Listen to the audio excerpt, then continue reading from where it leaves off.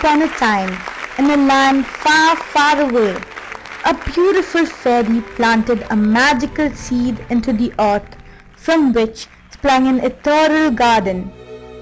A garden endowed with all things bright and beautiful, and creatures great and small.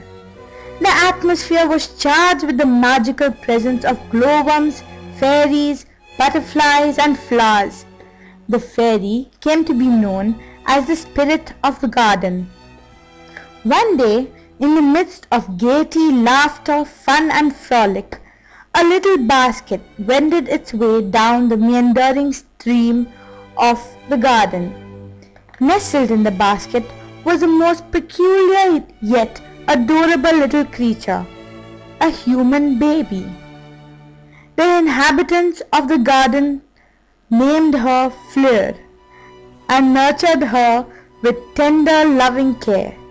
She bloomed and blossomed into a beautiful damsel bubbling with joy and happiness, presenting Le Jardin Enchanté.